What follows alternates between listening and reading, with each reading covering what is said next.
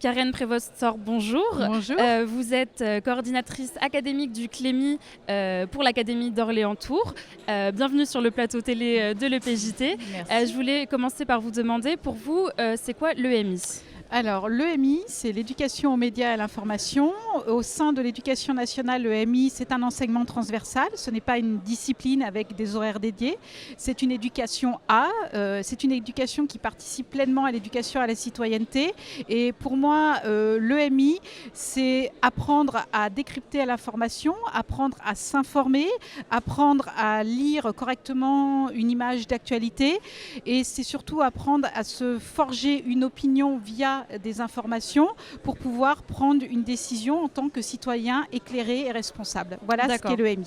Et pourquoi c'est important pour vous, cette éducation aux médias, justement ? Alors aujourd'hui, pour moi, l'éducation aux médias et à l'information, elle est essentielle et c'est une éducation essentielle à faire, à mettre en place dès le plus jeune âge à l'école, voire à l'école primaire, parce qu'on vit dans une société de l'information et de la communication où nos élèves sont bombardés d'informations, que ce soit des informations textuelles, visuelles, et il est impératif de les outiller pour qu'ils puissent correctement s'informer, faire le tri, démêler le vrai du faux, et tout ça pour se forger une opinion fiable et une opinion qui leur permette de faire des choix dans une société qui devient de plus en plus complexe. Ok. Vous animez une conférence sur les questions qui fâchent. Quelles sont-elles, ces questions ? Alors, ça sera une masterclass avec la journaliste Valérie Rohard. C'est une masterclass qui est ciblée sur les enseignants du second degré de l'Académie d'Orléans-Tours. Et le titre a été volontairement choisi par Valérie. C'est la petite question poil à gratter.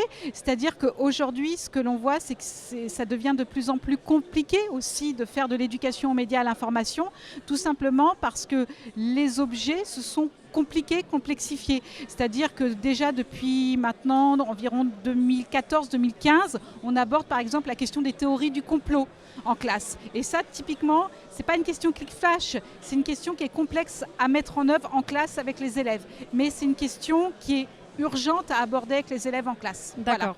J'imagine que pour faire de l'éducation aux médias, pour des élèves, on fait aussi de l'éducation aux médias pour les enseignants, parce que ce n'est pas forcément des questions qu'ils maîtrisent eux-mêmes. Quelle est la différence entre éduquer aux médias pour les enseignants et pour les élèves ?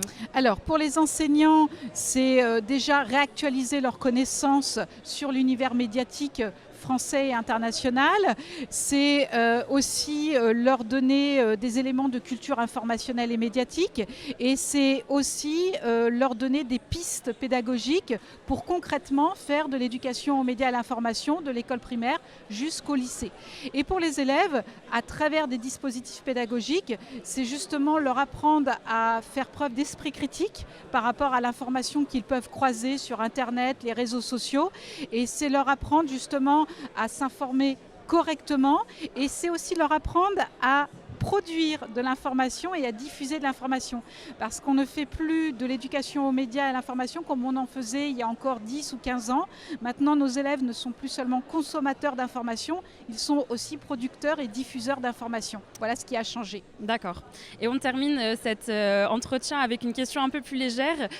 Quel est pour vous le pire souvenir que vous avez eu lors d'une séance d'éducation aux médias, ou une anecdote un peu plus drôle ?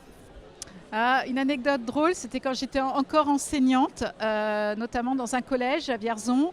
J'avais un atelier de pratique radio, donc j'avais un studio de radio installé dans ma salle de classe.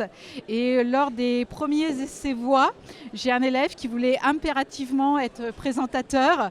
On a fait les premiers essais voix, et les premiers essais voix n'ont pas été concluants en fait. Et il m'a dit « je n'ai pas la voix de mon physique ». Et c'est quelque chose qui m'a profondément marquée. Et c'est pas si évident que ça quand on est adolescent de parler derrière un micro, et c'est pas évident aussi pour nous adultes. Voilà. Bien sûr. Merci beaucoup pour cet entretien, et on se retrouve cet après-midi pour votre masterclass sur l'EMI et les questions qui fâchent. Merci à beaucoup. vous.